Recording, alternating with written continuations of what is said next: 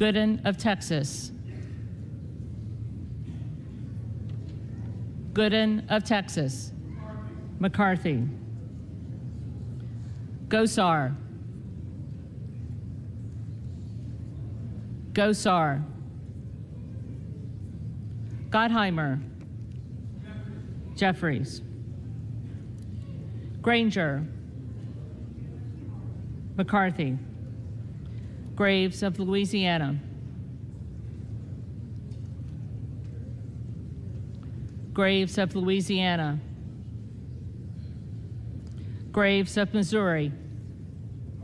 McCarthy. Green of Tennessee.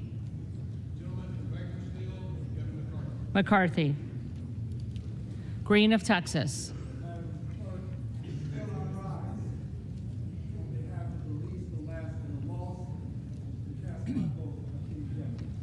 Jeffries. Green of Georgia. McCarthy. Griffith. McCarthy. Grijalva. Jeffries. Grothman. McCarthy. Guest. McCarthy. Guthrie. McCarthy. Hageman. McCarthy. Harder of California. Harder of California. Harris. Harris. McCarthy. Harshbarger. McCarthy. Hayes. Jeffries. Hearn. McCarthy. Higgins of Louisiana. McCarthy. Higgins of New York. Jeffries. Hill. McCarthy. Himes. Jeffries. Henson. McCarthy. Horsford. Jeffries. Houchin. McCarthy. Houlihan. Jeffries. Hoyer. Jeffries. Hoyle of Oregon. Jeffries. Hudson. McCarthy. Huffman. Jeffries. Huizinga. McCarthy. Hunt. McCarthy. Issa.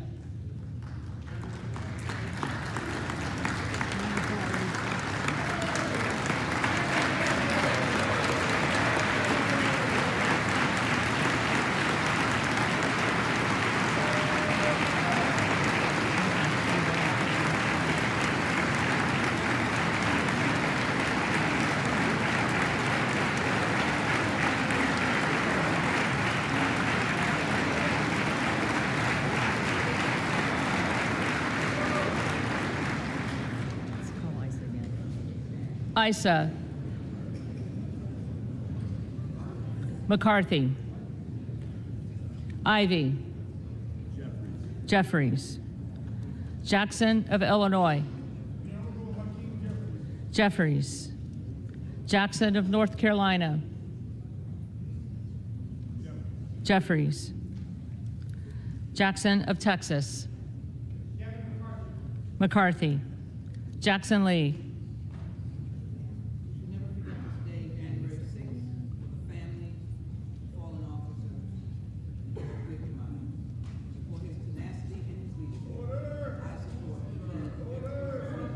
Jeffries. Jacobs. Jeffries. James. McCarthy. Jayapal. Jeffries. Jeffries. Jeffries.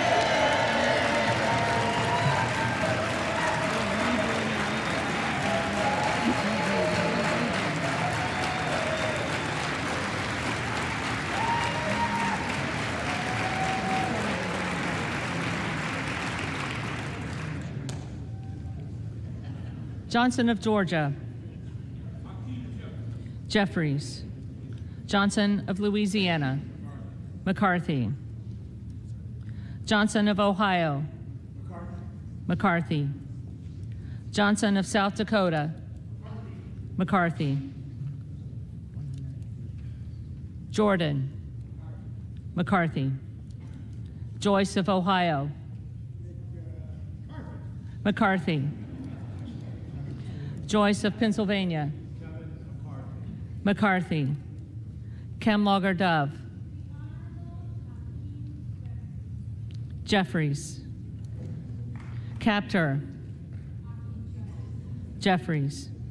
Kane of New Jersey. McCarthy. Keating. Jeffries. Kelly of Illinois. Jeffries. Kelly of Mississippi. McCarthy. Kelly of Pennsylvania. McCarthy. Kana. Jeffries. Kiggins of Virginia. McCarthy. Kildee. Jeffries.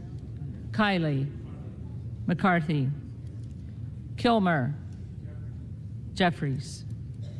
Kim of California. McCarthy. Kim of New Jersey. Jeffries. Krishnamurthy. Jeffries. Custer. Jeffries. Kustoff. McCarthy. LaHood. McCarthy.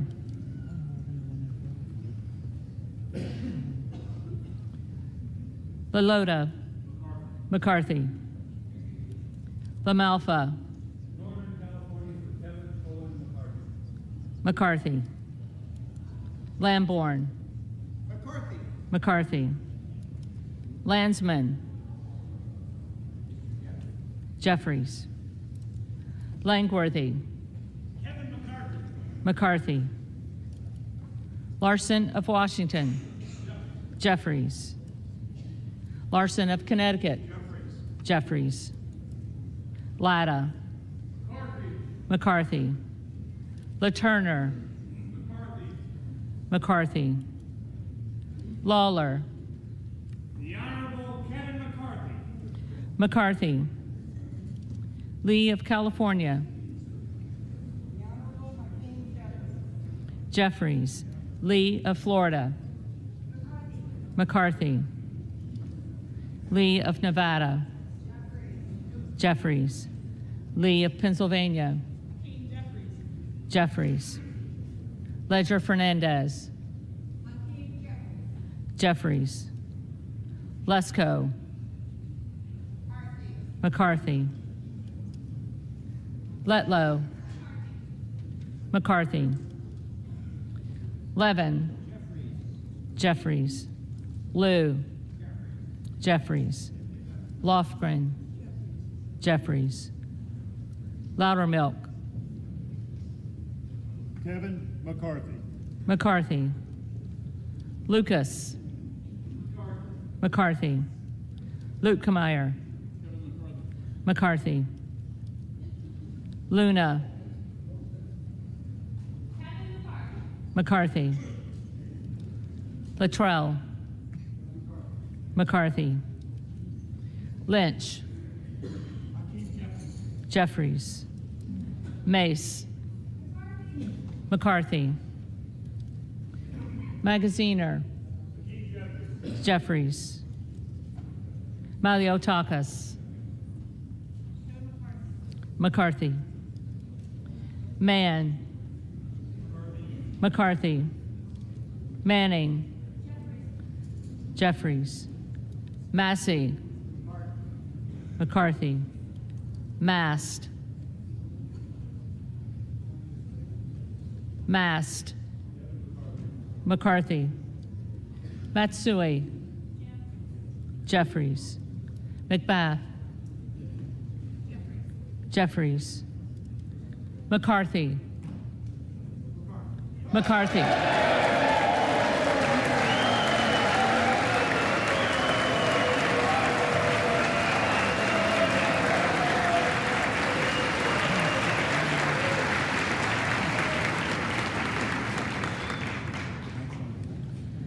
McCall.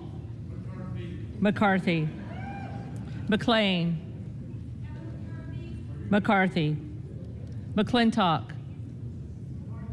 McCarthy. McCullum. Jeffries. McCormick. McCarthy. McGarvey. Jeffries. McGovern. Jeffries. McHenry. McCarthy. Meeks. Hakeem Jeffries. Jeffries. Menendez. Hakeem Jeffries. Jeffries. Mean. Jeffries. Muser. Kevin McCarthy. McCarthy. Mfume. Hakeem Jeffries. Jeffries. Miller of Illinois. McCarthy. Miller of Ohio. McCarthy. Miller of West Virginia. McCarthy. Miller Meeks. McCarthy. Mills. McCarthy. Molinaro. McCarthy. Molinar. McCarthy. Mooney. McCarthy. Moore of Alabama. McCarthy. Moore of Utah. McCarthy. Moore of Wisconsin. Jeffries. Moran. McCarthy. Morelli. Mr. Jeffries. Jeffries. Moskowitz. Jeffries. Moulton. Jeffries. Mervan. Jeffries. Mullen. Jeffries. Murphy. McCarthy. Nadler. Jeffries. Napolitano. Jeffries. Neal. Jeffries. Nagoose. Jeffries. Nels. McCarthy. Newhouse. McCarthy. Nickel. Jeffries. Norcross. Jeffries. Norman. McCarthy. Nunn of Iowa. McCarthy.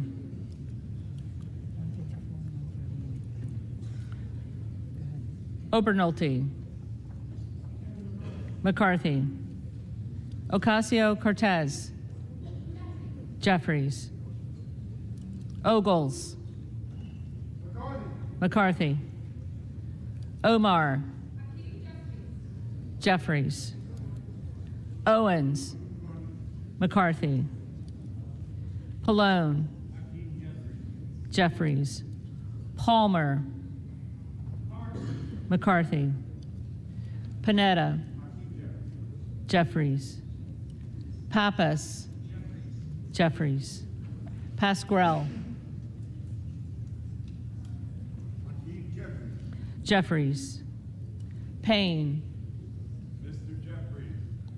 Jeffries. Pelosi. Jeffries. Peltola. Jeffries. Pence. McCarthy. Perez. Jeffries. Perry. McCarthy. Peters. Jeffries. Pedersen. Jeffries. Pfluger. McCarthy. Phillips. Jeffries. Pingree. Jeffries. Pocan. Jeffries. Porter. Jeffries. Posey. McCarthy. Presley. Jeffries. Quigley. Jeffries. Ramirez. Jeffries. Raskin. Jeffries.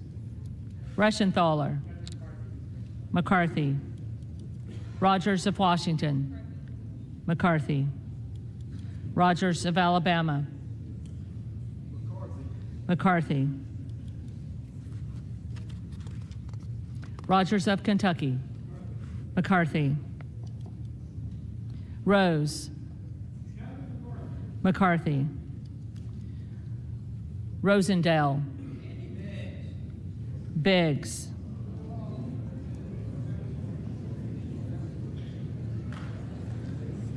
Ross. Jeffries. Rouser. McCarthy. Roy. McCarthy. Ruiz. Jeffries.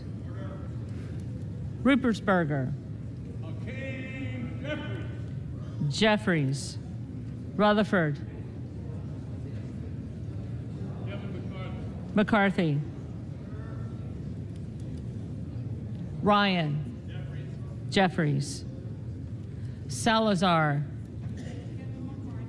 McCarthy. Salinas.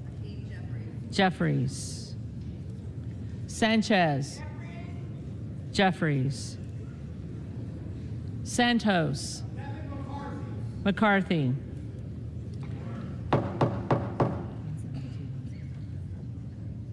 Sarbanes. Jeffries. Scalise.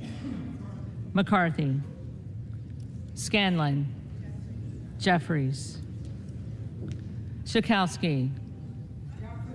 Jeffries. Schiff. Jeffries. Schneider. Jeffries.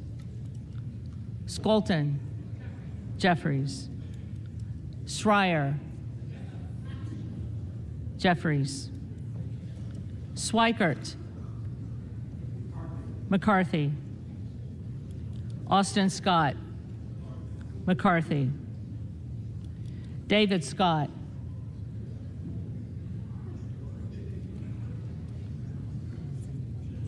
David Scott. Scott of Virginia. Jeffries. Self. McCarthy. Sessions. McCarthy.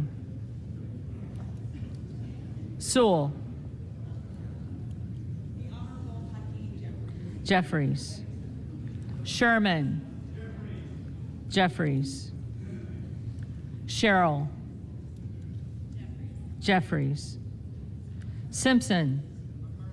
McCarthy. Slotkin. Jeffries. Smith of Missouri. McCarthy. Smith of Nebraska. McCarthy. Smith of New Jersey. McCarthy. Smith of Washington. Jeffries. Smucker. McCarthy. Sorensen. Jeffries. Soto. Jeffries. Spanberger. Jeffries. Sparts. McCarthy. Stansbury. Jeffries.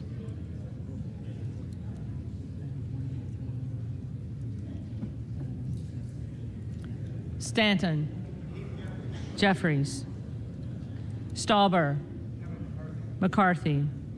Steele. McCarthy. Stefanik. McCarthy. Style. McCarthy. Stubbe. McCarthy. Stevens. Jeffries. Stewart. McCarthy. Strickland. Jeffries. Strong. McCarthy. Swalwell. Jeffries. Sykes. Jeffries.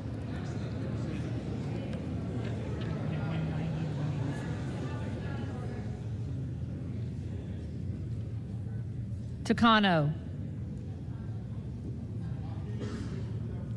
Jeffries. Tenney. McCarthy. Tanadar. Jeffries. Thompson of California. Jeffries. Thompson of Mississippi. Jeffries. Thompson of Pennsylvania. McCarthy. Tiffany. McCarthy. Timmons. McCarthy. Titus. Jeffries. Talib. Jeffries. Takuda. Jeffries.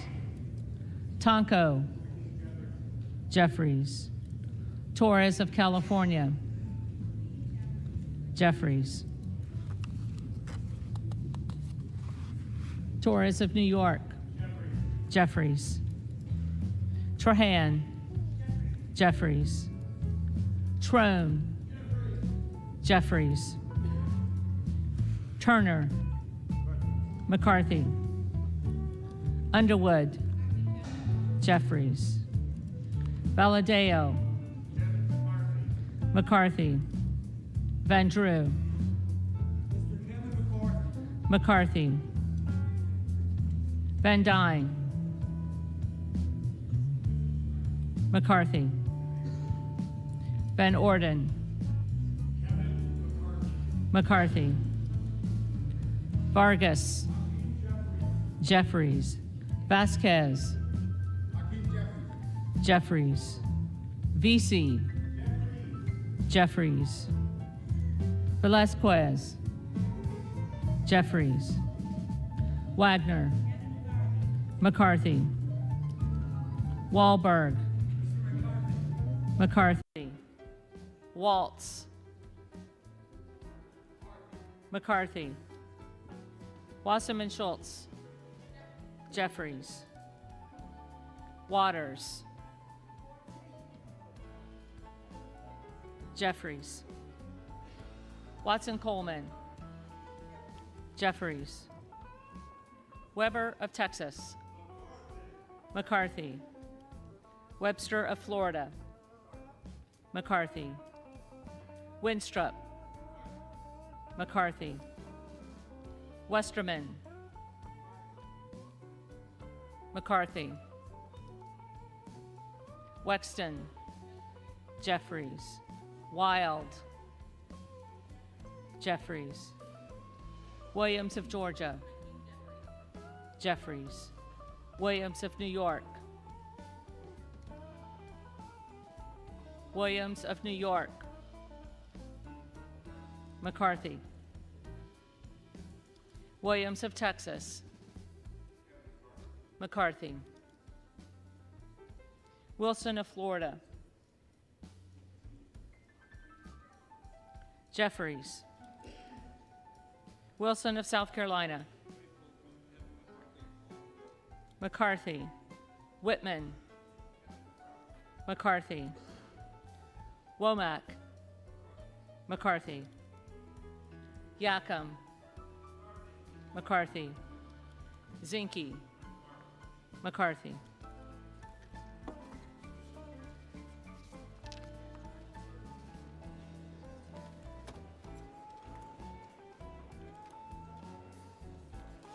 The reading clerk will now call the names of the members-elect who did not answer the first call of the roll.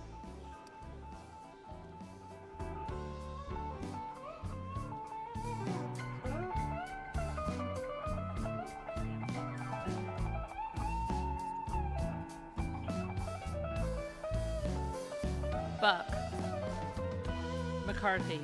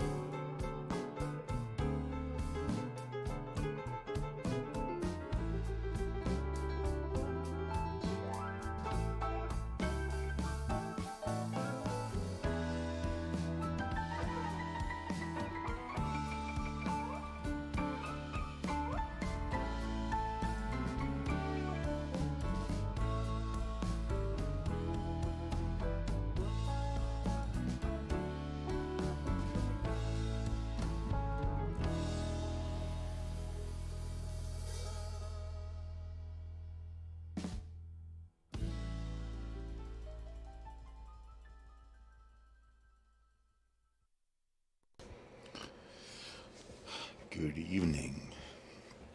Welcome to A Reason Speak with Sydney Winston. We are in the business of creating atheists out of Christians. What was that? I heard a zzzt. Yeah, anyway, I bet you've had enough of that United States Senate stuff, right? Oh man. Enough. I had hoped that I would have my regular co-hosts with me today, but the timing is just way off. I'm in Western Canada and they are in Europe. It's 8 o'clock in the evening here in Western Canada, and it's probably like 4 o'clock in the morning or something in Europe.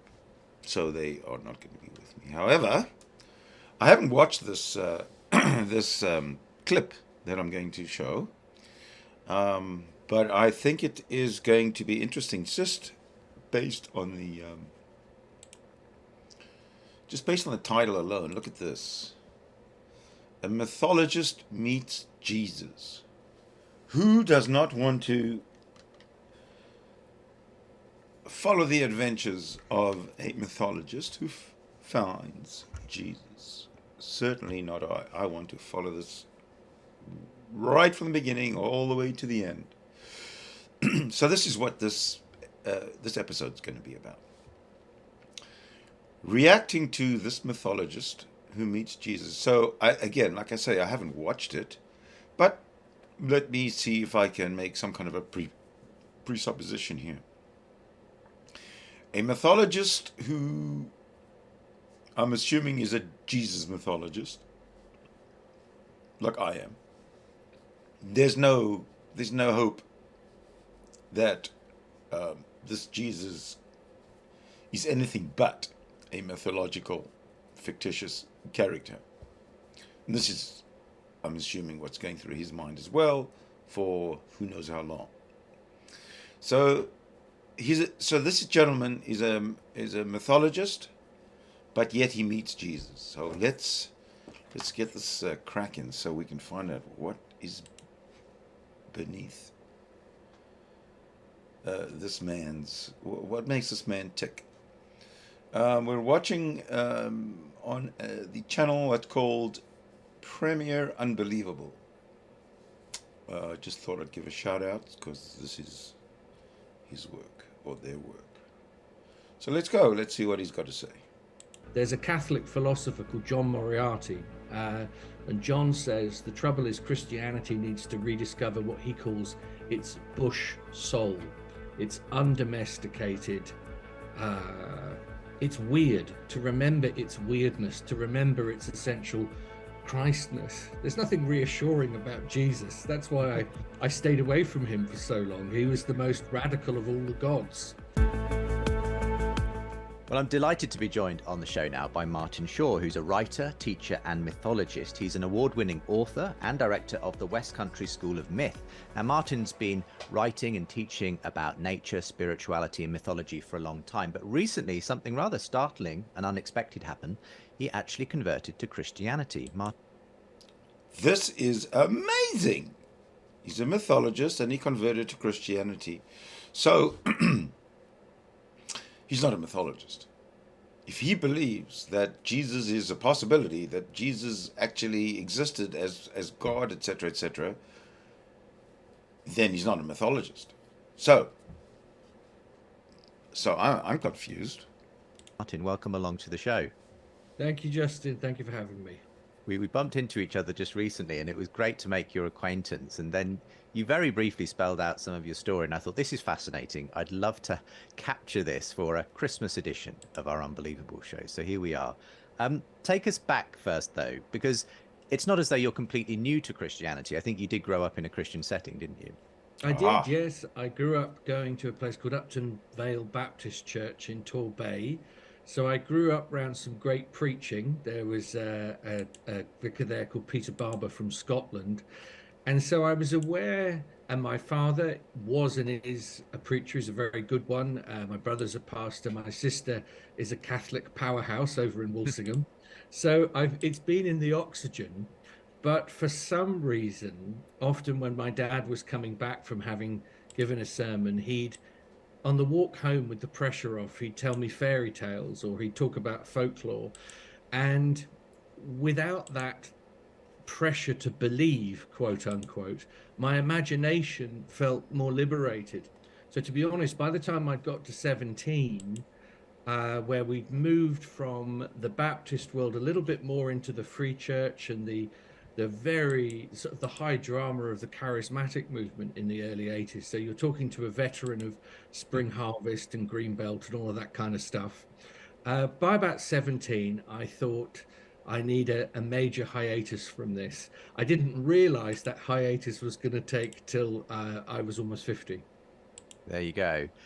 Tell us about how life did develop for you. Where did the interest in mythology and exploring that side of that dimension, if you like, of the spiritual nature of the world come from? I think it came from the fact that we lived in a house which didn't have a television in it. And I was used to great stories through the Bible. But my mum and dad never regarded myth as the enemy. They didn't regard it as, essentially Luciferic. They were in the camp of, a Tolkien or a Lewis, or these days a Malcolm Guite or a Mark Vernon, who would say, no, like Augustine would say, actually, true Christianity is paganism in its perfection. It's a kind of an exfoliation. So within reason, all sorts of worlds were open. The world of King Arthur and Robin Hood and all of that. So I loved it as a child. I read it and I absorbed it.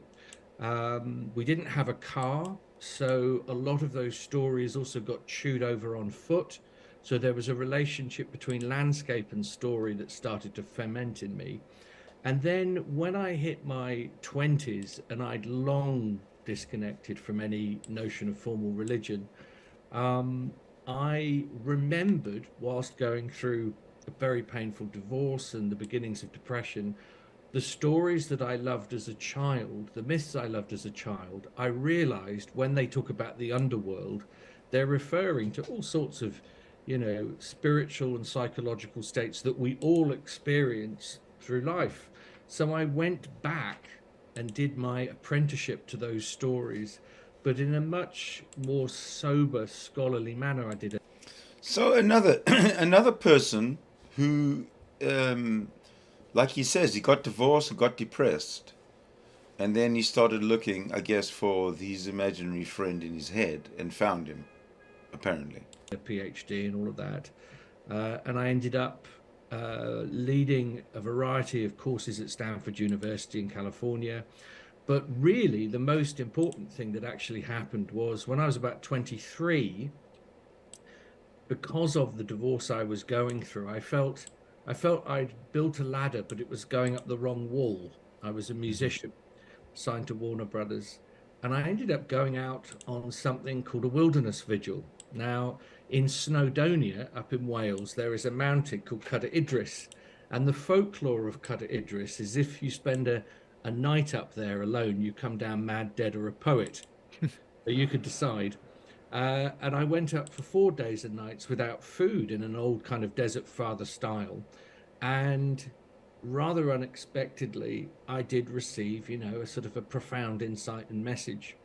I then came back, crawled back down the hill, gave up my career as a musician, ended up actually living in a tent for 4 years. It was so powerful what had happened. I needed time to absorb it. Hold on a second. He gets divorced and he gets depressed. And he's making a living as a musician. And he's depressed. So he gives up his profession as a musician and he lands up living in a tent. Where is the tent? There's a Catholic philosopher called John Moriarty. And John says the trouble is Christianity needs to rediscover what he calls its bush soul. It's undomesticated. It's weird to. Well, it's not. I mean, Christianity is weird, but there's nothing more to discover about it other than that it's weird. So what more weird would you be looking for in Christianity than has already been presented to you or you've already figured out for yourself? Remember its weirdness, to remember its essential Christness. There's nothing reassuring about Jesus. That's why I stayed away from him for so long. He was the most radical of all the gods. You see? Now, I don't know what he does. Is he saying all the gods which are imaginary, fictional, or mythological, or mythical? Or what is he saying? So that's really what happened. I had a profound experience in nature, and in A profound experience in nature. I just want to say something about that. A profound experience in nature has no connection to the supernatural, which is outside of nature or outside of reality. That's where the supernatural lives. That's where all the mythical gods live, outside of nature. So when this guy, he just said he had an experience in nature, that begs the question, what has that got to do with Jesus or any other mythical character? in all honesty, the only language at that point that did justice to what had happened was myth and story. So I became an oral storyteller, I became a teacher, and eventually now I'm best known as a writer. Yeah. I guess then you weren't exactly antipathetic towards Christianity, but it was, in a sense, one more way of understanding the sort of the vista, if you like, of the way people make sense of life. You will be a veteran now of many baptisms, and sometimes people trot out the same narrative again and again. I would be dead or in jail. I hated God, and this wonderful thing has happened. Now, that's wonderful if that's the case, but it would be. Okay, so that's what a lot of Christians accuse us atheists of, hating God and denying God and not presupposing, basically. They accuse us of not being presuppers. They accuse us of not presupposing that God exists and not questioning it. That's what Christians actually accuse us of. How absurd. Disingenuous of me to claim that. I always felt the reality is, to be honest, I'm not sure I've had a conversion experience. I think I just gradually filtered to consciousness I was a Christian, just a very bad one. So he did believe. He's not a mythologist or a mythicist or anything like that. He's always believed that there's a higher power, at least, I think, right? I wasn't very good at it, and I certainly hadn't bit some of the deeper moral teachings. So no, I haven't been anti-Christianity, and to be honest, If you're not anti-Christianity, you're a Christian, because Christianity is so fraught with brutality and horrendous actions in the name of Christianity.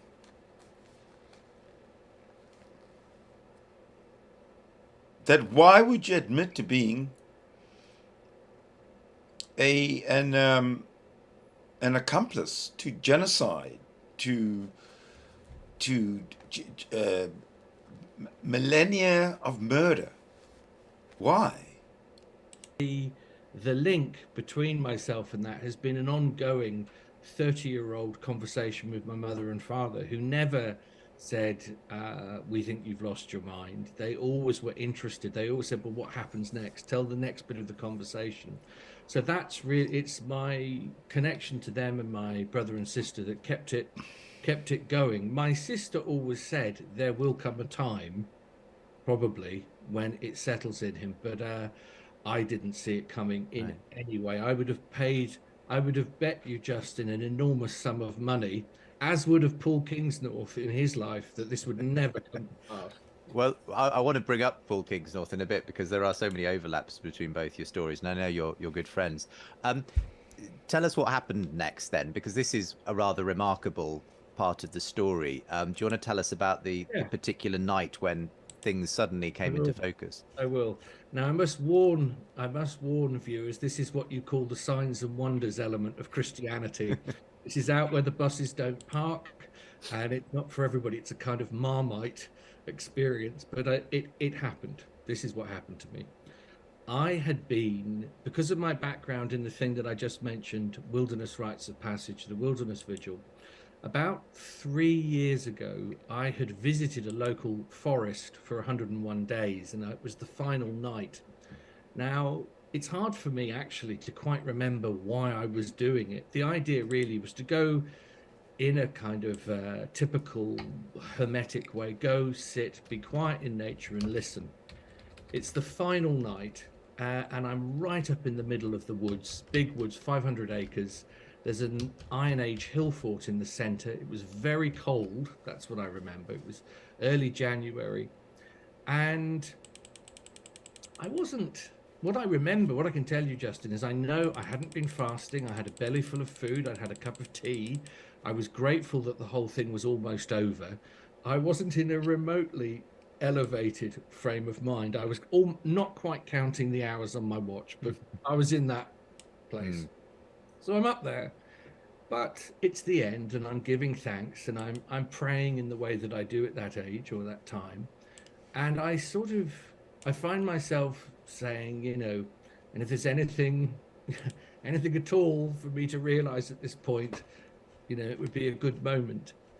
And as this is happening, I did something I never normally do. I looked up. If you bear in mind, I'm in a forest.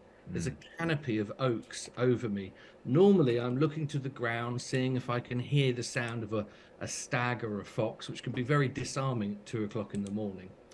But I look up, and it's a very deep, dark sky. Oh, come on. Bullshit. I suddenly become aware, slightly to the right of my vision, that... Okay, now he's lying. He's absolutely lying. Listen to this, the detail.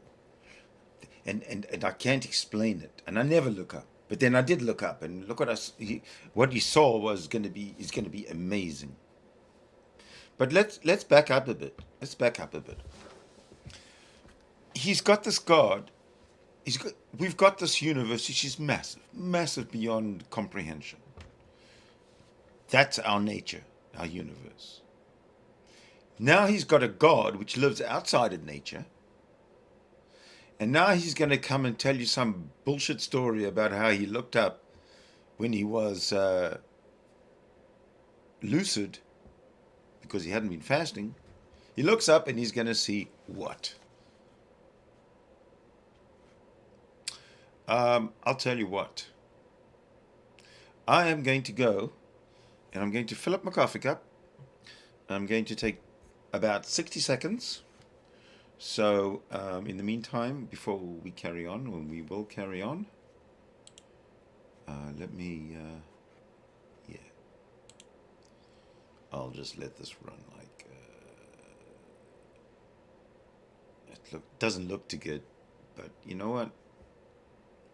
I'm not here for my creativity. So I'll be right back.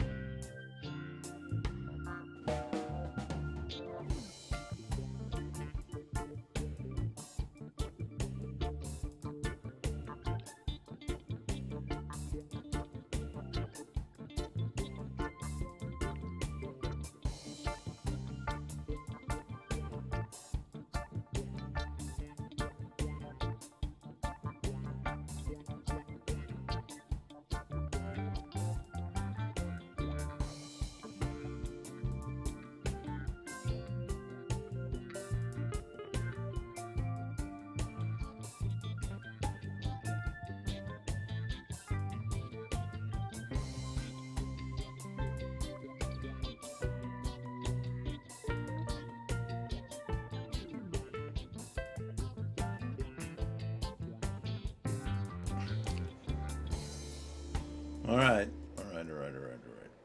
I am back. Okay, so we can just carry on, because I'm sorry about that. I had to take the break. And now what we can do is just carry on. Listen to this dude. That I can see. Oh yeah, he's now telling us the big story of how he saw Jesus, I think, in the forest, looking up. What looks like a star that's growing very, very rapidly in size, and it's multicolored. It's not that kind of pale star like we're used to. It seems to be heading rapidly, sort of in the general direction that I'm looking up from. The colors were very much like, I remember the Aurora Borealis, which I've never seen. So, in other words, if he had never seen the Aurora Borealis, then he would never have been able to describe this object and the colors, which very conveniently are the same as the Aurora Borealis. Seen, sort of greens and purples and whites. And it expands out rather like the shape of a kite, or almost like a firework, or the tip of an arrow. And I suddenly realized this is all happening only over about 10 seconds. I realized that the thing is going to land, not like spaceship a UFO, from outer just like some space. sort of strange Outer phenomena. space. And about 10 foot to my right, utterly silently, this kind of beautiful painted arrow just landed in the darkness. Oh, an arrow. Yeah. What I recall, what's interesting to me, is that it wasn't alarming or frightening, because you could imagine that would be really distressing. It would. I remember even at the time thinking, this is like something out of the Old Testament. And then it happens wonderfully. One of the wonders of technology is that I had a phone I managed to turn on, and into the phone I was able to say, this thing has just happened, and then I turned the phone off and put it back in. I recorded the account before it went. Right. I could imagine if I'd gone home without that, I would have thought I'd almost dreamt it. So he just made it up. And he recorded it. That's pretty good if you can do that. If you can have a thought and record it right away. You know, a lot of people like me have a thought, think it's genius, don't write it down, and then just, oh, I had a thought, it was genius, but I didn't write it down. I can't remember what it was. I would have rationalized it. So in the morning, my night vigil was over. I'm just getting into bed, and I'm just pulling the duvet over, and I suddenly see in front of me, as I close my eyes, 9 words. And I'm not in the habit of seeing words or anything like this before asleep. And it was an odd sentence. It said, "Inhabit the time and genesis of your original home." You see, Inhabit the time and genesis of your original home. Genesis. And I remember even at the If he's talking about Genesis, he's talking about a work of basically fantasy literature from the past, from 2000 to 5,000, 6,000 years ago. What the hell? This is the 21st century, and everything that he's talking about happened about 4,000 years ago, and he seems to, and because it's written in a book of fiction, he's picking parts of it to be another one of those people who had a vision. He's coming up with his vision story. Why should we believe him? Why should we believe him in his vision? Why should we believe anybody and their vision? Anybody who has a vision and says, I had a vision and this is what it was, why should we believe that it was nothing more than an imaginary event in their head? Why? the time being alarmed at the word Genesis. I didn't like that very much. I thought, no. Anyway, to sleep. Now, the next thing that happens is lockdown. Immediately after this, lockdown happens. So I'm actually stuck in the cottage. You know, if only I'd known lockdown was coming, I could have done all of this, within it.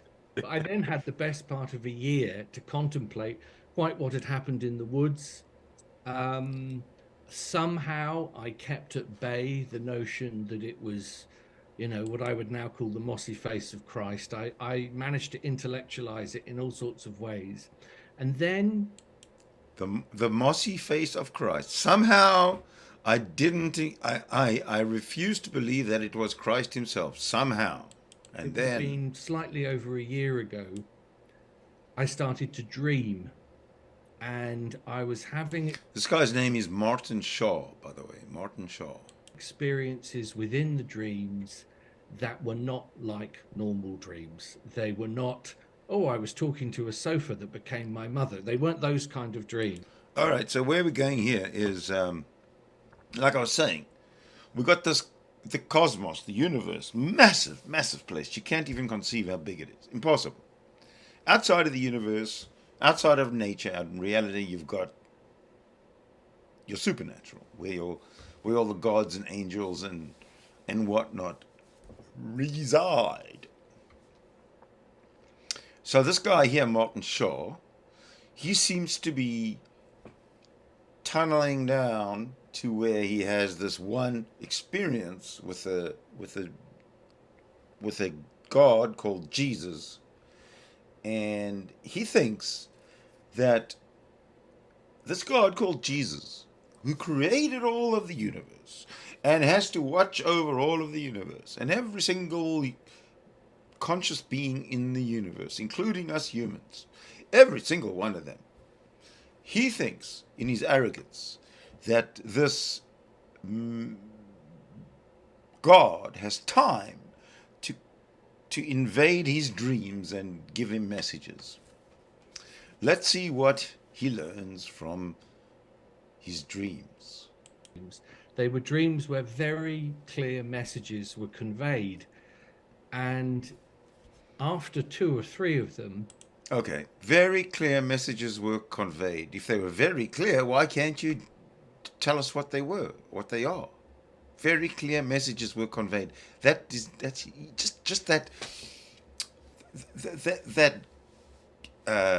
wording is unconvincing. Very clear messages were conveyed. That's unconvincing, Martin. Martin. I remember sitting out on the steps outside the cottage and looking up at the night sky. My mum always said to me, she said, it's dangerous to look up at the stars because you'll start to think about who created them. It's dangerous for atheists to look at the night sky. But I did. So okay, so he he identified as an atheist, and his mother told him it's dangerous to look up in the night sky because you'll start wondering who created them. Why is that dangerous? I don't get it. Him and his mother seem to have had a chuckle about it, but I don't get it. If anybody can let me know what he's talking about, I'd be appreciative. And somehow, I think incrementally, I just realized that this figure that was by now speaking to me regularly was not some far distant sky god, wasn't behind Pluto, but was actually nearer to me than my own breath. And I was actually in the middle of an interview. I was in the middle of a podcast with an occult bookshop, very nice people. And they said, has anything interesting happened recently? And as they said it, I knew I had crossed the Kedron. I knew I had fallen into the mind of Christ. I knew. There you go. There you go. What a stupid fucking story. I knew there were very credible messages conveyed to me in my dream, and I knew I had fallen into the mind of Christ. How can you verify that? I could say the same. I can come up with any other dream bullshit and say the same thing, that I had fallen into the mind of Ahura Mazda, whatever. Why do you think we're going to believe you? Why do you think anyone skeptical is going to believe you with your bullshit story? You fell into the mind of Christ. Just think about that for a second. I fell into the mind of Christ. That's one of the dumbest things I've ever heard. And so you can see my face, the blood draining out of my face mid-interview. I get to the end and I ring my parents up and say, this has happened. And then, of course, I was in shock and a kind of bliss for about 6 months. And then as word began to get out about what had happened, I started to pay the price. When you say pay the price, because you obviously have grown quite a following, a number of people follow your work, read your stuff, attend your classes and so on. So, but it didn't go down universally positively. No, not at all. Not at all. And the great and ongoing pain for me is the notion that I have somehow become a sort of Trumpian nationalist figure. And certain First Nations, Native American friends of mine were appalled because they felt that I had taken on, the colonial religion. Oh, that's very interesting. The Native Americans were appalled, and so they should be. And so they should be. It was Christianity that came to North America and eviscerated the North American Indians. Cancel their culture, if it, to coin a phrase. Brutally killed without abandon, just killed families and children and Native Americans. Christianity did that, and he's proud now to say, "I'm a Christian." To his North American Native friends. I don't think he can have friends who are Native and him be a Christian. This doesn't make sense. It's the Christians, it's the Catholics that came in and devastated North American Indian culture. Traumatized the whole nation, all the nations, all the First Nations, traumatized them for generations and generations, which is still happening today.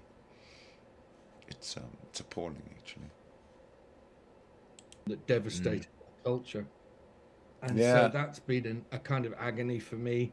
Well, why didn't you address it? Your Christianity devastated the culture, and that you're in agony. What? The smart thing to do, the common sense thing to do, is to leave the club that is hurting your friends. In other words, leave the Jesus club. They're hurting your friends. They hurt your friends. Get out of it. But no, for some reason or other, you all stay. All of you stay. All of you Catholics stay. All of you Protestants stay. No matter what the historical record says about your brutality, crusades,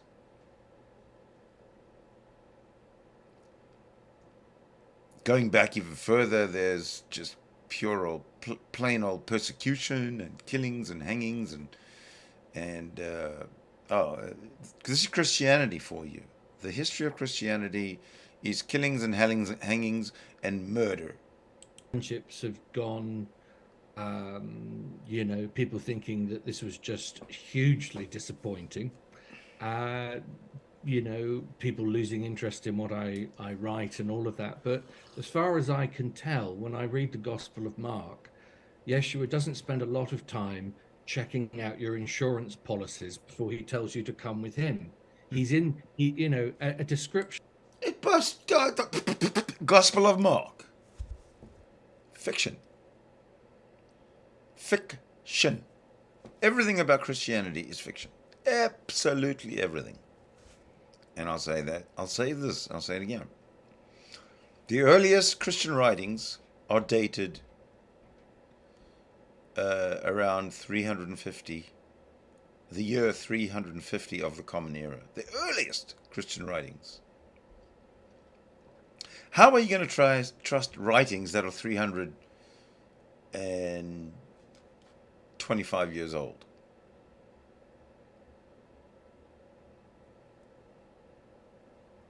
Because those are the early, and remember, by the time the year 350 of the Common Era hit, there had been countless copies and copies and copies and copies and copies and copies of copies of copies of copies. There is no original to be found, but there are many, many copies with many, many different interpretations. Different translations. Man-made stuff. That's Christianity. Man-made. And this guy has drunk the Kool-Aid. Just look at his face.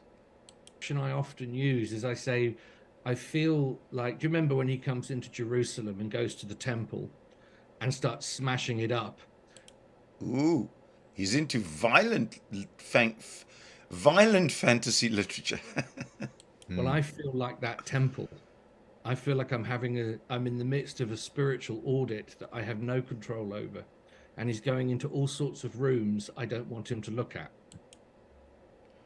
This is psychotic, man. Right.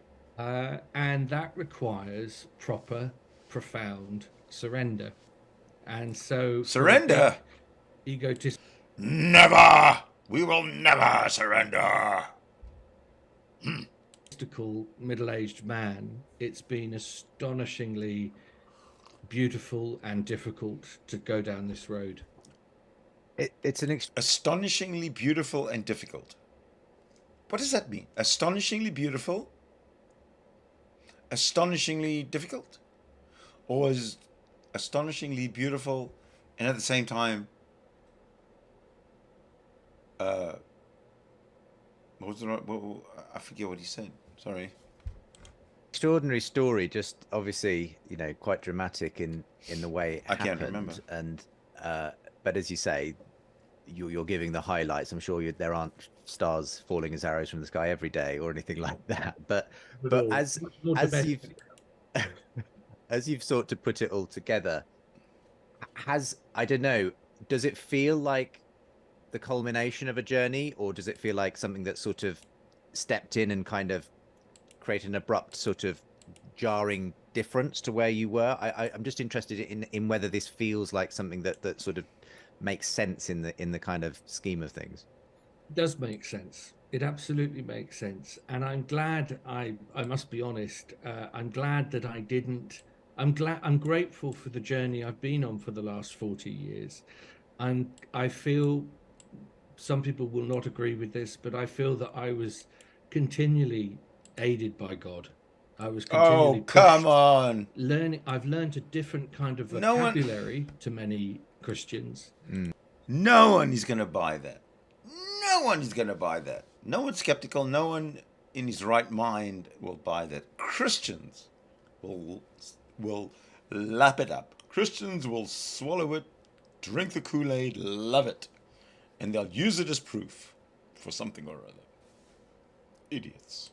But I find it potentially, as I sit here talking to you, Christmas 2022, I just want to be of service with it now. If there's anything that I can do that is useful to the wider conversations around Christianity, I will do what I can. But on one level, I'm also very new to it. But no, it feels like another, the great Galilee Druid. That's how it's wonderful to have found a teacher to follow for the rest of my life. It's an amazing thing. But no, it hasn't felt, it's felt testing. It's felt difficult. It's taken some guts, but it hasn't felt like a scythe between my own old life and this one. There are lots of overlaps, as I mentioned, between your story and Paul Kingsnorth, who, of course, we had on the show with Rowan Williams earlier in the year. Paul himself, from a not dissimilar background, interested in nature and writing poetry and so on. I'm sure you must have known Paul for a number of years as you move in similar circles. How much did his testimony and his story of conversion to Eastern Orthodoxy start to influence you, would you say, in your own sort of journey that you've been on? Well, it did. I mean, everything I've described to you in the forest, I think probably happened about a year before I heard what had gone on with Paul. So they're not quite in tandem with each other. But Paul is my pal, and he's been our conversation, as you're intimating, has been going on for a decade.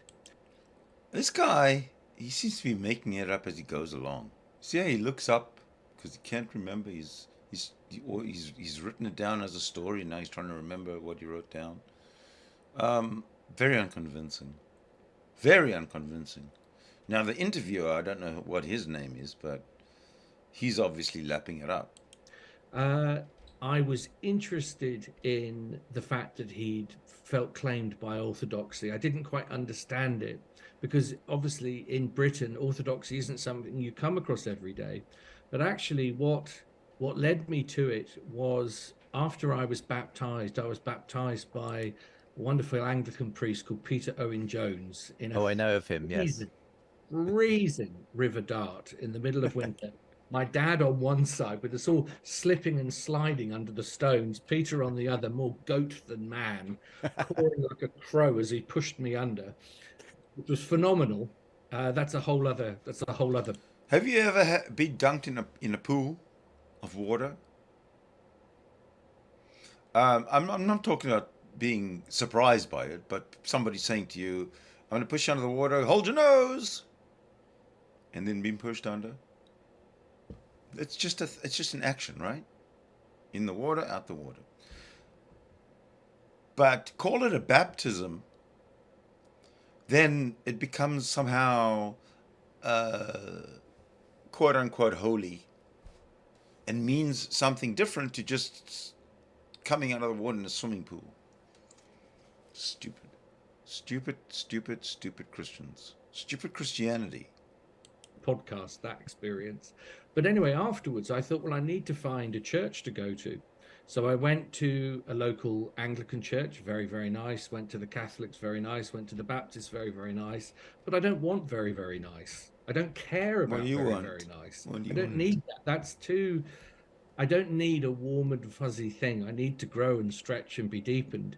And I ended up in Exeter, near where I live. There's a shopping centre, and in the middle of the shopping centre is a tiny old Anglo-Saxon church. They'd probably love to demolish and put in a shop for vaping materials, but they can't. And I was wandering past, How's that and I funny? looked in, and sure enough, it was the Divine Liturgy. I was brought into an Orthodox service, first time in my life where you stand for the best part of 2 hours. The priest didn't ask how I was feeling. He didn't bring me a donut. There was no cup of coffee. I was into what I've described as a kind of, it's an odd phrase, but it's meaning. A cult is what it is. Martin, you are involved in a cult. The cult of Christianity. You try this, you try that, you try the other, you find one that fits you, but you're still in a cult of Christianity. Meaningful to me, a kind of Christian dreaming, where I felt through the liturgy, doors were opening all the way back to Bethlehem. You know what he hasn't, nobody's ever done is at least as far as I can recall from this interview, no one has ever asked this guy what was he when he says he's a mythologist, a mythologist. What exactly does that mean to him, so that we can understand how he. Because to me, he's an absolute fucking hypocrite. If he says he was a mythologist and was absolutely sure that the whole Bible Jesus story is bullshit, then how does he change that? Through what reason? Through dreaming? You change it through dreaming? And through being conveyed messages that are absolutely clear? Bullshit. And beyond that. And so I came out. I had for the first time in my life, not a transactional experience of Christianity, but a transformational one. The theology I will catch up with later, but I know what I know. But you know what you know, do you? And what does that mean? That means that you know something that nobody else can verify, but you know what you know, and it's true because you know it. No, you can't verify it. Nobody else can verify it, but you know it. That is such a Christian trope. I know what I know. Gary Milne likes to say things like, I know what I know through special revelation, through general revelation, and through some other means that I can't remember. And if I could find a place that is directly defeating me in its beauty, then I want to go back. And so that's where I am with it at the moment. But Paul, I don't want to diminish Paul's influence. You wouldn't get me converting because of a friend, but I was really thrilled by what had happened. But I didn't tell him for a long time what was going on with me. And then suddenly, I think probably about a year ago, I said, look, actually, Paul, I think we're about to be heading into this together. Wow. Now, two swallows don't make a summer, but it is interesting that you're both sort of have come from similar-ish backgrounds. And I think a lot of people would class themselves not necessarily as materialist atheists, but spiritual, but not religious types. And I just wonder whether there's something going on in our culture where people are, again, searching for some kind of transcendent meaning. And obviously you and Paul have both found actually one of the oldest stories, the Christian story, is where that meaning is found. What do you think? Yeah, I think you're onto something. I have to say, for me, in the end, Christianity is the last great mystery left in town. You know, it's the one that I really want to deepen into. And I think of writers like Charles Foster, Malcolm Guite, many others, actually, Catherine Bennett, all sorts of people who I've been in touch with. And I wonder, do you think something happened during lockdown? Maybe. I just wonder, because I feel, I saw Nick, I don't know if you saw it, Nick Cave was on the BBC giving an in-depth interview with Kirsty Walk, and he may not have stated categorically, I am a Christian, but he did everything but. him. He said, yes, I read scripture all the time. I love going to church. This is where I belong. It's like, okay. So I think there may be something in the air. I saw Mark Vernon give a very I don't believe anyone reads scripture all the time, because it's such a lot of nonsense. When you read it, it's boring. It muddles your head. You're supposed to, when you pick up a book called the Bible, you already have this preconceived notion that it's a book of facts, right? So when you start reading it, and your book of facts is in fact a book of absurdity, then you drop it. You don't want to read absurd stuff. You want to read stuff that improves your mind. So to say that people read scripture all the time is something I do not believe. I think that's an absolute lie, and I don't see why anybody would do it for any reason whatsoever and brag about it. I read scripture all the time. Bullshit. very good interview with Rupert Sheldrake the other day, just called The New Christians, exploring. I mean, for me, I have to say that a lot of the Christianity in the West I grew up with, I felt it had lost its contemplative tradition. It had lost its depth. It had lost its connection to the wild. It had lost its connection to the hermits and the saints and the wild old women. So one of the things I'm passionate about is bringing back stories, the old Celtic, what I call Christian wonder tales, that you don't have to hold on to as an issue of belief like you would the Gospel of John, but you would entertain them as teaching stories. One of the reasons being they've got an enormous ecological message. So it'll have happened by the time this comes out, but I'm just off to Ireland tomorrow, where Paul and I for the first time will start exploring the wilder shores of Christianity and start a conversation about where we could all be with it. Wonderful stuff. You're on this journey into the Orthodox Church. Does that involve quite a bit of catechism and things Yes, before you get there? Which has just begun, but I do believe the Holy Spirit goes where it will. So you will also find me reading, William Barclay. I do believe the Holy Spirit goes where it will. What does that mean? Anybody? Anybody? The Holy Spirit goes where it will. How deep and profound a statement is that? This guy's an absolute. He's drunk on Kool-Aid. Love William Barclay. His commentaries on the New Testament are phenomenal.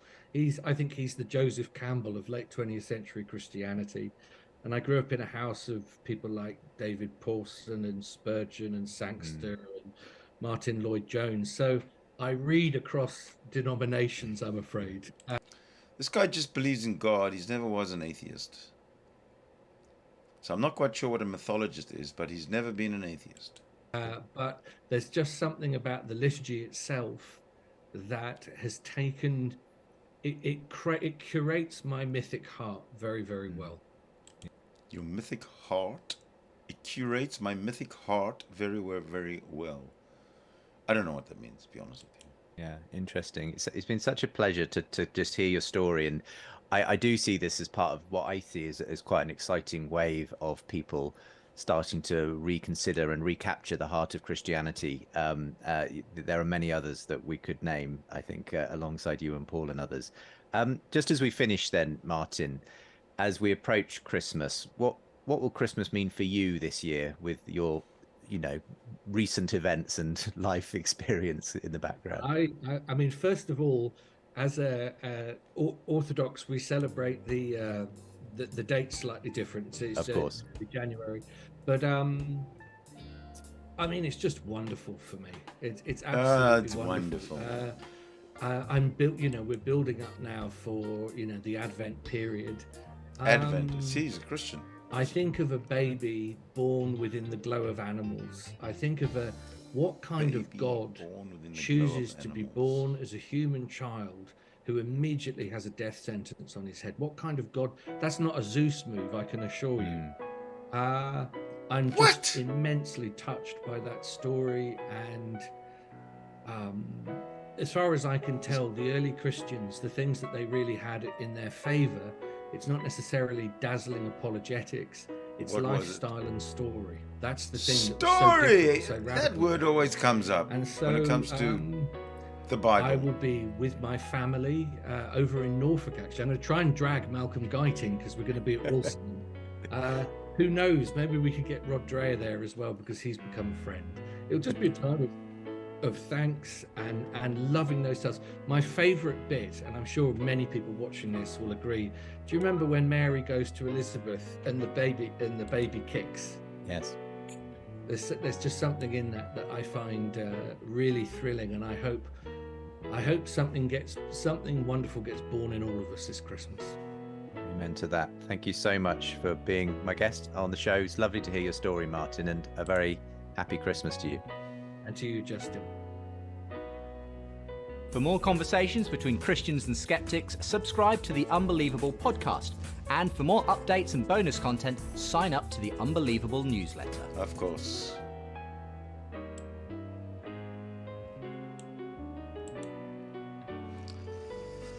Okay, then.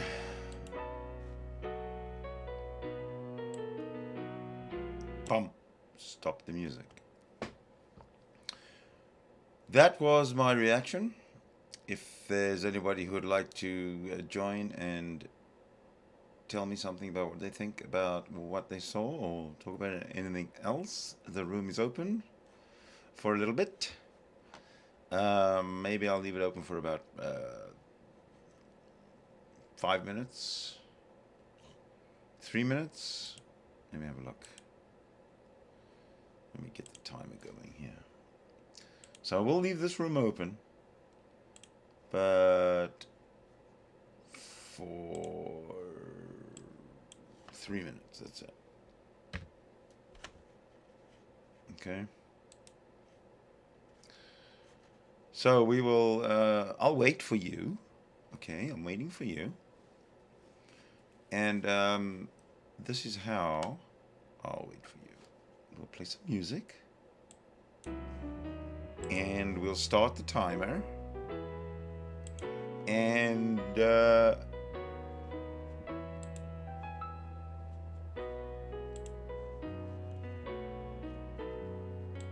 why won't it let me start?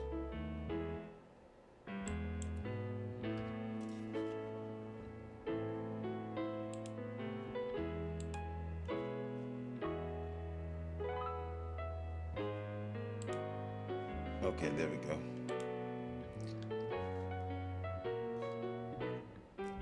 Do, do, do.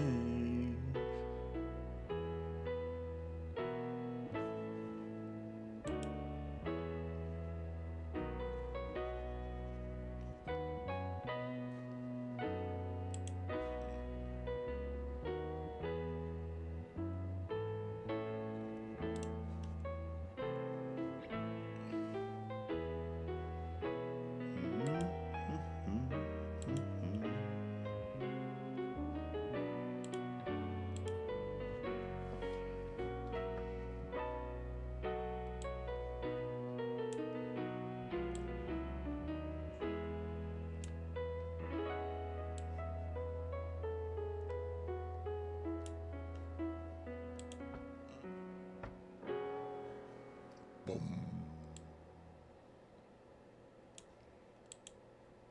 2 minutes to go, ladies and gentlemen. 2 minutes to go.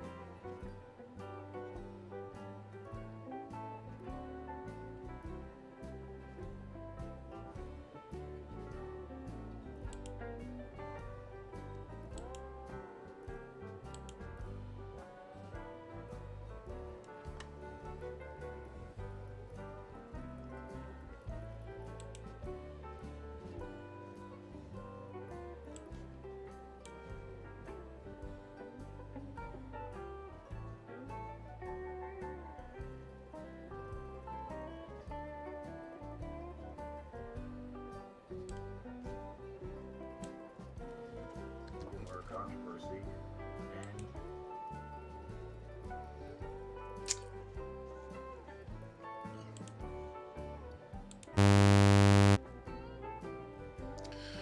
Well, what happened? The timer stopped. Why did the timer stop? I guess, oh, it stopped because it reached 0. Well, I'm not ready to let go yet, so I'm going to leave you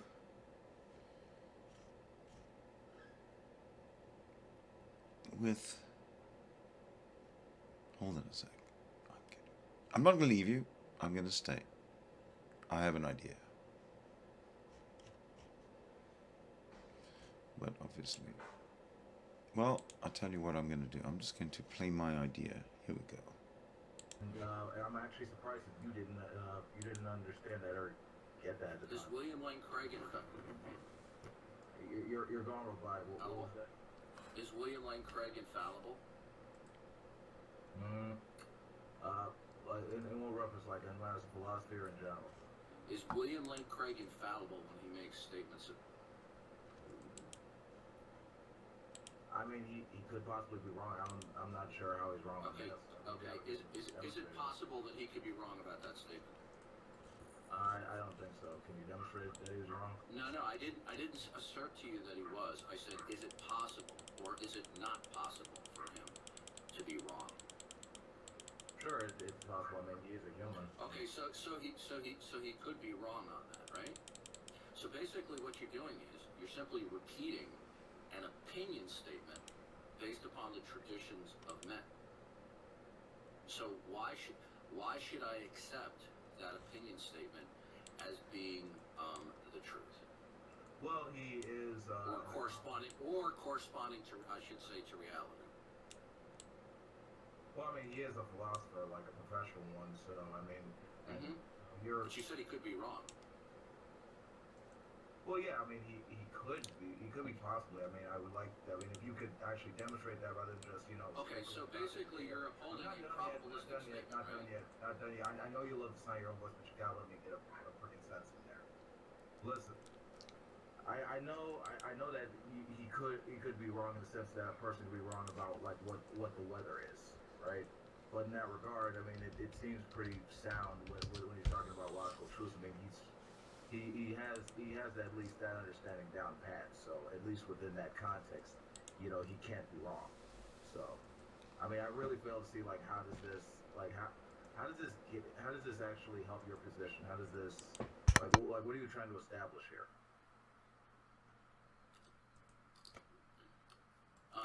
So William Lane Craig's statement, it's probabilistically correct. Probabilistic. Yeah, sure. Let's go with that. Okay, so he wasn't. No, I wouldn't say probabilistic. I would say more deductive. It's deductive. It's sound. What do you say? Okay, how did he? Could you give me the deductive argument that is sound? That where he said there is no ontology of truth. I mean, it wasn't really an argument. It was more of like an answer to the person's question, and which seems to suffice. When the person asked, he was maker of logical statements, and he was asking if there's some specific ontology. Like he said, there isn't a. You could just say that where are they true? They are true in virtue of the meaning of the symbols applied to the sentence. So basically, he's talking about in terms of logical truths being necessarily true. Basically, they're true in such a way that it can't be. There's no situation where they're untrue. So there's like that just hits the ear wrong to be described as such. But he could be wrong in that statement. No. Can you demonstrate how he's wrong? He can't be wrong in that statement. Can you demonstrate how he's wrong? I didn't assert in the conversation so far that he was wrong. Well, why now, earlier you stated that he could be wrong. So, could that statement that he made be possibly incorrect? I don't think it can, honestly. Okay, well, you just contradicted yourself because a couple of minutes ago You said he could possibly be wrong. Now you said you think he can't. Could you explain to us your contradiction? Well, actually, that wasn't a contradiction. See, what I did was I actually amended the context of the question. Okay, now what? And I've already explained this. In regards to the person in the video's question, he said, and this is the last time because I know you know this is your classic spiel, right? He said it's true in virtue of the meaning of the symbols, that basically if you're looking for a specific ontology, there isn't any. All right, so I mean, if you think he's wrong, you're entitled to that view. But okay, do you think he's right? I'm not done yet. Rather than speculating, I mean, can you demonstrate how is he wrong? I mean, do you think he was right in that statement? I'm not done yet. Okay, but you're repeating yourself. Well, you're repeating your question, so I mean, I guess you have a bad memory. Okay, so what William Lane Craig said true? Yeah, I just said it was. How do you know that's true? Because it fits pretty well with what we understand logical truths to be. Oh, okay. Because because there's an appearance of coherence. So just because there's an appearance of coherence, does that necessitate that it is true? What was that? Is it true when William Lane Craig asserted there is no ontology for truth? No. See, now you changed the question. Okay, now you just. I mean, if you're gonna be disingenuous, I don't see what's the point of having that conversation. I said in regards to what was logical statements. Okay, like the soundness of a statement, basically, like its coherence. Okay, now you're changing it to truth. So which is it? Was when William Lane Craig asserted there is no ontology for truth, was he correct in that? Okay, what do you mean by truth? Truth, that which corresponds to reality. I mean, that's funny because he was talking about we were talking about like logical statements, like predication. Like you remember the context, right? Or do I have to remind you of the context? I mean, do you remember did you even watch the clip? Is it true? No. Does it correspond with the nature of reality? Yeah, I looked at the clip. Does it correspond to the nature of reality that there is no ontology of and for truth? Your question doesn't make any sense. It's malformed. No, it's not malformed. And you see, that's the typical tactic in previous conversations that I've had with you. When you simply don't like the question that I ask you, you say that it is malformed. I said, does it correspond with the nature of reality that William Lane Craig's statement is that there is no ontology of truth, ontology for truth? That's not a malformed question. Well, that's not what he's talking about. Okay. Yeah, it's almost sound like it's almost sound like it's like tautological what Darth is asking, right, Joe? Okay, so I'll repeat the question again. When William Lane Craig made the following statement that I will quote, was it true? His statement was, there is no ontology for truth. Was that statement true?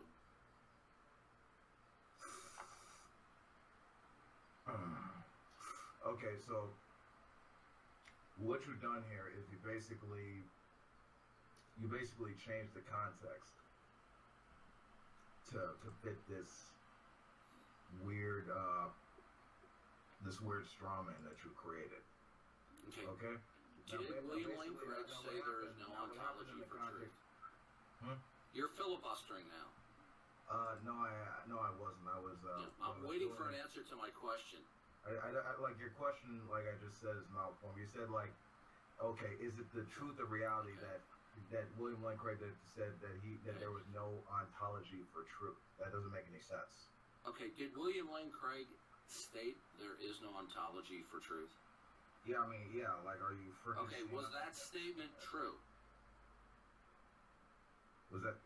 Yeah, it was friggin' true at the end. That's Okay, yeah. and how do you know it is true that it corresponds to the nature of reality that there is no ontology for truth? Because you haven't demonstrated there is an ontology for truth. No. I did. The burden is not on me. You told us that it is true that there is no ontology for truth. Yeah. Now, what you're doing is you're making an appeal. You're making an appeal to ignorance because I have not falsified it. Therefore, it is true. Now, I'll ask you once again. How do you know that William Lane? Please don't overtalk me. I'll mute you. Okay. How do you know that William Lane Craig's statement is true?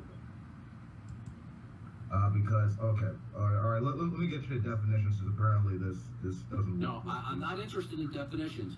How do you know William Lane Craig's statement is true? I don't care what you're. There's only so much of this filibustering that I'm going to put up with. I don't give a damn what you're interested in, sir. Okay, good. Then the conversation's over since you're completely incapable of answering a simple question: is William Lane Craig's statement true? When he stated, okay, please don't overtalk me. Okay. I thought the conversation was over. I'm doing this for the audience sake, not you. Now I'm gonna mute you if you overtalk me. I don't care about Now, you as a the person. question is very simple. I thought we were Was done William here. Lane okay? We were done The here. question is very simple. Why Was are you William talking to Lane me? Craig's Like, statement true?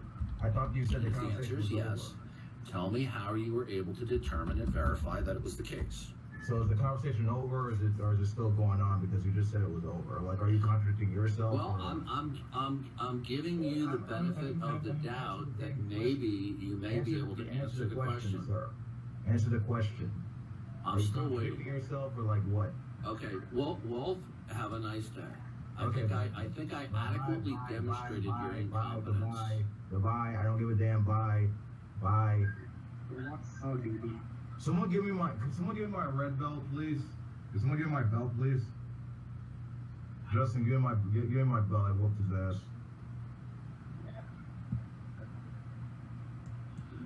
Well, maybe you should get a red belt in filibustering.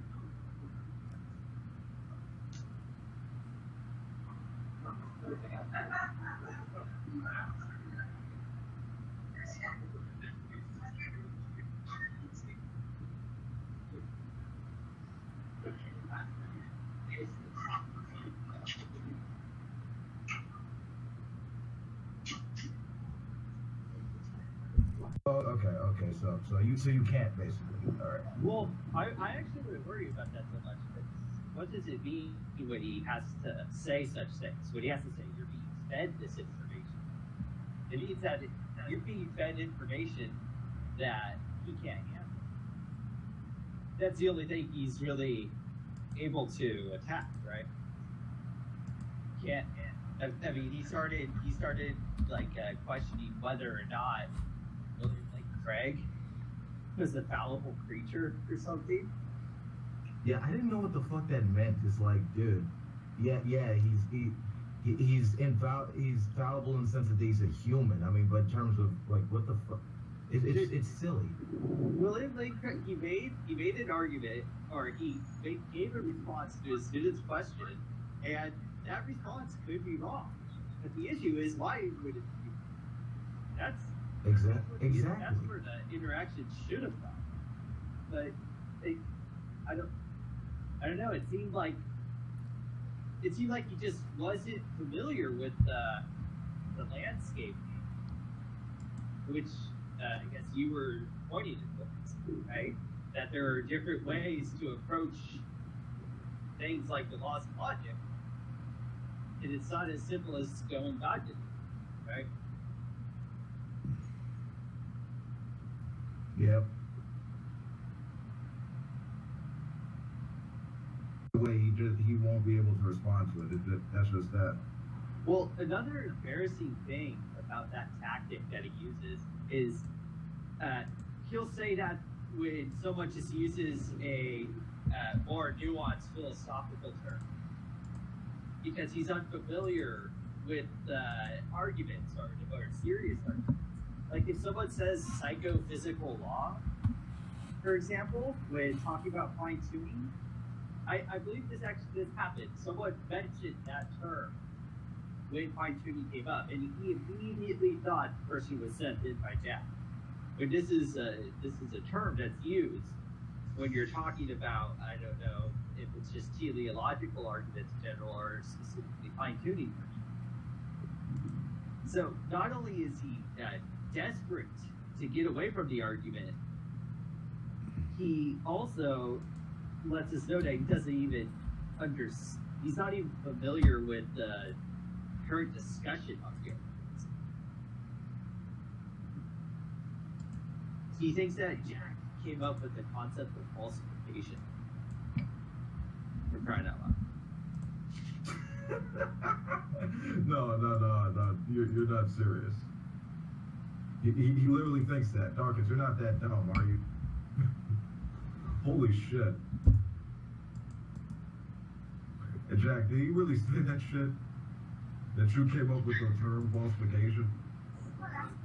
I mean, a number of standard objections that we've raised that he thinks we made up, even though he boasts that he's well read in a large theological library.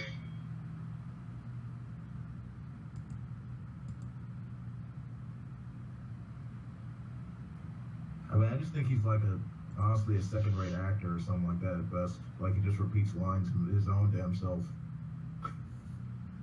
But that is pretty fun. Like,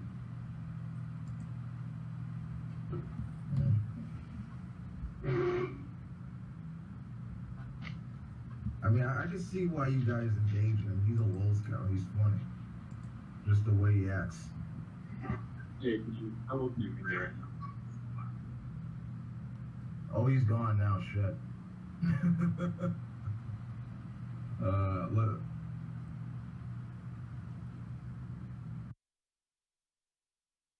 Genesis 1:1 states that in the beginning God created the heavens and the earth.